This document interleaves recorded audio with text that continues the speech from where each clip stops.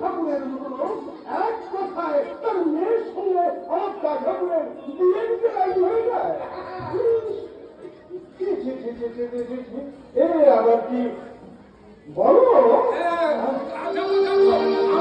আমরা সবাই যাবো, কিন্তু আমাকে একটু বড় ভয় হয় ওই বাউল ঠাকুররা এসে যদি আমার তোমায় কিছু বাউল ঠাকুররা তো আমার মনে হয় এক্ষুনি ঢুকে পড়বে।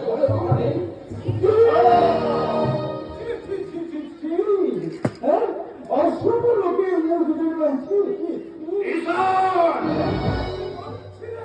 এই ভেবেছ তুমি নর্তকের ব্রাহ্মণ সমাজের কি কোন সম্মান নেই?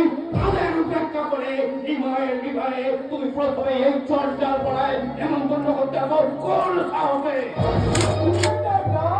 সাহসটা পেয়ে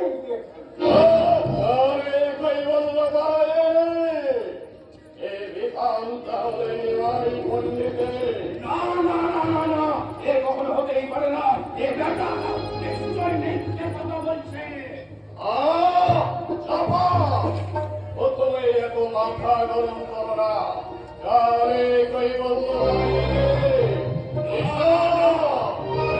যদি ভালো চাও এবং তোর বন্ধ রেখে বাড়ি চলে যাও। আপনারাই এখন বাড়ি ফিরে যান। সময় হলে আমি নিচে গিয়ে আপনাদের নেমন্তন্ন করে আসবো। মনে রাখবেন, হুকুম সেই নিমাই থাকবে। কিছু বলার থাকলে যান, তেনাকে গিয়ে বলুন এসো তোমার বসো, আর সমস্ত বাড়িগুলো আমাকে একটু চিনিয়ে দেবে।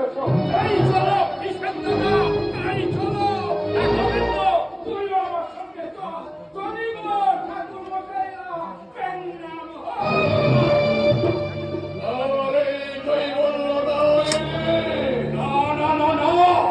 এত বড় অপমান আমরা কম্পন না, কিছুতেই মেনে নেব না।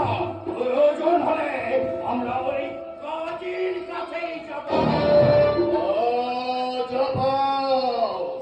প্রথমে এত মাথা গরম করলে চলবে না।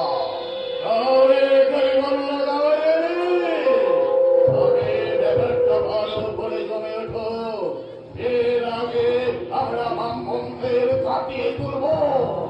তারপর নাচের দিন যদি একবার নরশত্রুদের হাত ধরতে পারে, তাহলে কাজী আর আমাদের ফেলতে পারবে না।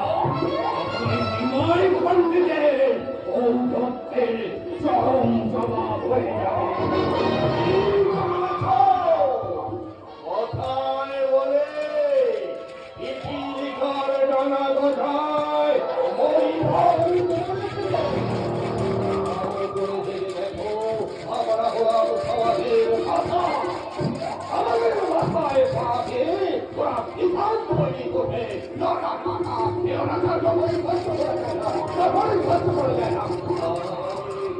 ঠান্ডা মাথায় আমাদের কার্য উদ্ধার করতে হবে।